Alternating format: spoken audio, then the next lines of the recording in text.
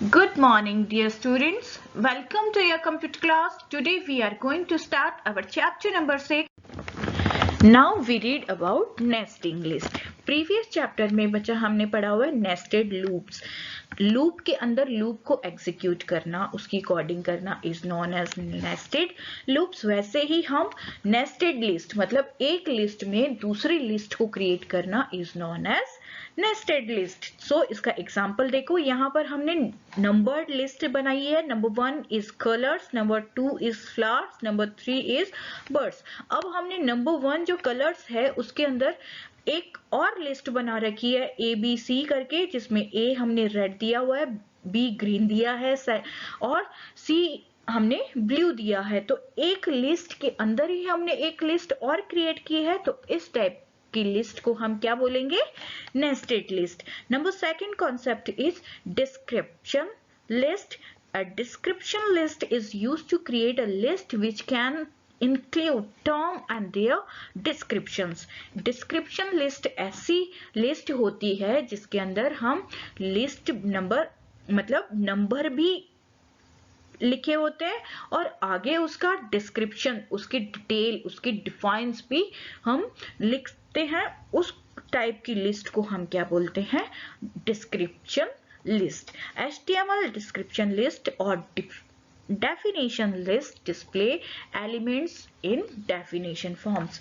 जैसे आपने कई बार देखा होगा कि आगे नंबर 1 लगाकर कुछ वर्ड लिखा होता है और उसी के आगे उसकी डिफाइन लिखी होती है, उसके बारे में इंफॉर्मेशन होती है। तो इस टाइप की लिस्ट HTML में डिस्क्रिप्शन लिस्ट या डेफिनेशन लिस्ट कहलाती है। ए डिस्क्रिप्शन लिस्ट में contain numerous terms and descriptions. अब बहुत सारी उसमें डिस्क्रिप्शंस हो सकती है, डेफिनेशंस हो सकते हैं, वन आफ्टर द अदर, एक के बाद में दूसरी, दूसरे के बाद में तीसरी, मतलब बहुत सारी डिस्क्रिप्शन लिस्ट में इंफॉर्मेशन हो सकती है। सच ए लिस्ट में है मल्टीपल टर्म्स पर description as well as multiple descriptions पर टर्म्स।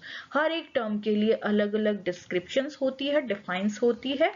सो HTML लिस्ट जो है वो 2 टाइप्स की, nested list and descriptive list.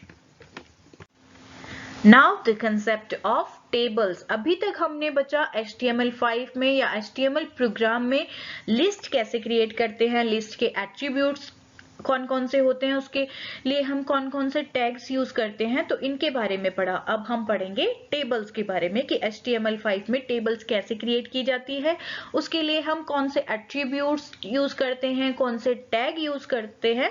So a web page can include data in the form of text, image and links. एक web page में बहुत सारे format में डाटा हो सकता है, चाहे वो टेक्स्ट हो सकता है, इमेजेस हो सकती है या हमारे लिंक्स हो सकते हैं। HTML also allows a user to display data in the form of table. अब HTML जो फॉर्मेट है, HTML जो डॉक्यूमेंट है, वो यूजर के डाटा को टेबुलर फॉर्मेट में शो करने की फैसिलिटी भी प्रोवाइड करवाता है।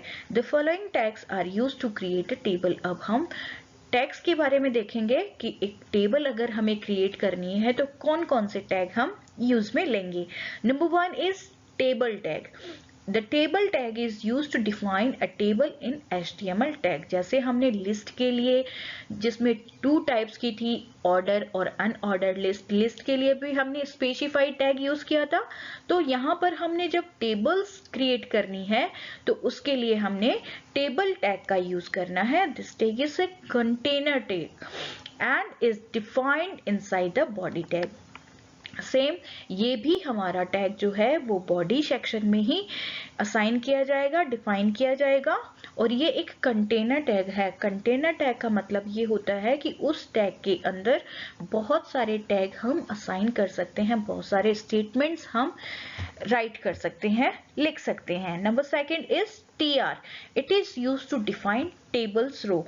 अब TR टैग मतलब टेबल रो, हमारी टेबल में कितनी रोज होंगी उसको डिफाइन, उसको स्पेसिफाई करने के लिए हम TR टैग का यूज करते हैं। Next tag is TD. It is used to define table data, which is short form of TD. तो टेबल डाटा को डिफाइन करने के लिए हम TD टैग का यूज करेंगे. That is the data inside the rows. जो रोज में हमारा डाटा हम एंटर करेंगे उसके लिए हम क्या यूज करेंगे? TD tag. The data can be in the format of text, images, list, कुछ भी हो, जैसा भी हमारा डाटा है, अगर हमें उसको रो में डिस्प्ले करवाना है, रो में शो करवाना है, तो हम TD टैग का यूज करेंगे. Next number is caption. It is a container tag again that is used to define the title of the table. अगर हमें टेबल का टाइटल डिफाइन करना है तो उसके लिए हम कौन सा टैग यूज करेंगे? कैप्शन. नेक्स्ट आता है TH. It is a container tag that is used to define table headings. Table की हेडिंग्स देने के लिए हमें TH टैग का यूज करना है. Now we read about attributes of the table tag. HTML file में, HTML डॉक्यूमेंट में अगर हम टेबल क्रिएट करना चाहते हैं तो कौन कौन से एट्रीब्यूट्स हम यूज में ले सकते हैं? So number 1 is table border. Table border, this attribute specify the width और thickness of the border.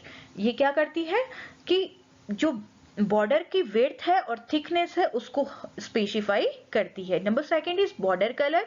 Same जैसे ही हमारी जो टेबल है उसकी बॉर्डर का अगर हमें कलर चेंज करना है, मेंशन करना है, स्पेसिफाई करना है तो हम बॉर्डर कलर ऑप्शन का यूज करेंगे. Next number is frames. Frames क्या करती है कि फ्रेम्स ये स्पेसिफाई करती है कि जो टेबल की बॉर्डर है वो आप कौन सी स्टाइल में शो करवाना चाहते हो. आप चारों, उस टेबल के चारों तरफ 4 साइडेड बॉर्डर यूज करना चाहते हो, टॉप बॉर्डर यूज करना चाहते हो, बॉटम बॉर्डर या no border of the table. आप कौन सा एट्रीब्यूट यूज करना चाहते हो, किस स्टाइल में आपकी बॉर्डर शो होगी, ये वैल्यूज असाइन करता है frame attribute.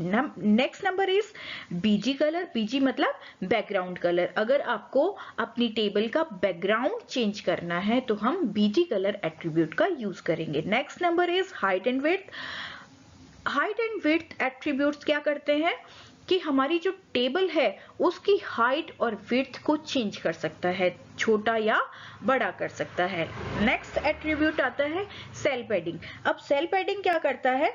This attribute is used to adjust the space between the border and the content of a cell. जो सेल में कंटेंट है और जो बॉर्डर में, बॉर्डर के दोनों के बीच में जो स्पेस है उसको कम या ज्यादा करने के लिए हम सेल पैडिंग एट्रीब्यूट का यूज करते हैं. Last one is cell spacing. अब सेल स्पेसिंग एट्रीब्यूट क्या करता है? This attribute is used to adjust the space between two adjacent cell. जो दो पास की जो सेल है उसके बीच में कितना स्पेस होना चाहिए, उस स्पेस को कम या ज्यादा करने के लिए हम सेल स्पेसिंग एट्रीब्यूट का यूज करते हैं. Now we read about attributes of the TD tag. TD tag मतलब टेबल डाटा. तो टेबल डाटा टैग का हम यूज कब करते हैं? जब हमें अपना डाटा जो है वो सेल में फिल करना होता है या टेबल में फिल करना होता है. तो इसके एट्रीब्यूट्स हम देखेंगे. Number 1 is align. अलाइन मतलब होता है कि हमारा जो टेक्स्ट है वो कौन सी साइड से डिस्प्ले हो. इसकी 3 वैल्यूज होती है, एक सेंटर, एक left and another is right. तो टेक्स्ट जो है वो कौन सी साइड से अलाइन हो, शो हो, डिस्प्ले हो, स्टार्ट हो, which is specified by the align attribute. Number 2 is BG colour. अगर हमें किसी स्पेसिफिक रो का, स्पेसिफिक सेल का बैकग्राउंड कलर चेंज करना होता है तो हम कौन से एट्रीब्यूट का यूज करेंगे? BG colour. Next width and height. किसी स्पेसिफिक सेल की विड्थ और हाइट अगर हमें कम या ज्यादा करनी है तो हम विड्थ एंड हाइट एट्रीब्यूट का यूज करेंगे. Next row span. Row span attribute क्या करता है कि मल्टीपल रोज को मर्ज करके एक रो बना देता है.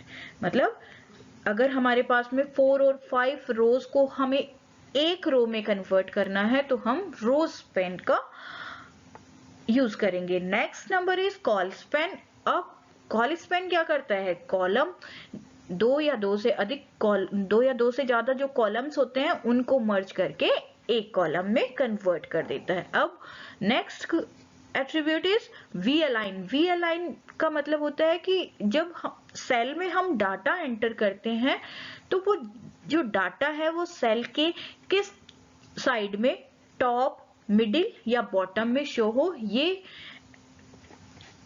स्पेसिफाई करता है। तो इसकी 3 वैल्यू होती है, टॉप, मिडिल और bottom. Now attributes of the tr tag. अब हम tr टैग के एट्रीब्यूट्स देखेंगे। tr stands for table row। तो all the attributes of the td tag can be applied to the tr tag। जो भी attribute td tag पे apply होते हैं वो सेम हम td टैग पे अप्लाई कर सकते हैं। सिर्फ यहाँ पर row span and col span attribute use नहीं कर सकते, अप्लाई नहीं किया जा सकता। हाँ, और बाकी के जो एट्रीब्यूट है, चाहे वो अलाइन हो, वी अलाइन हो, बैकग्राउंड कलर हो, बीजी कलर हो, विड्थ हो, हम सारे ही एट्रीब्यूट tr टैग में यूज कर सकते हैं। Now attributes of the th tag. th stands for table heading. अगर हमें अपनी टेबल की हेडिंग स्पेसिफाई करनी है, मेंशन करनी है, तो हम th टैग का यूज करेंगे और उसको एंड करेंगे with the closing th tag. All the attribute discuss with the td tag can be applied to the th tag as well as जो भी हमने टेबल डाटा td टैग के attribute use की apply किए हैं या discuss किए हैं प्रीवियसली, वो सारे ही एट्रीब्यूट हम th टैग के लिए लगा सकते हैं, अप्लाई कर सकते हैं। So dear scholars, this is your homework. Read the chapter thoroughly for better understanding and do the given question at the page number 97 and 100 of your computer book. Thank you and have a nice day.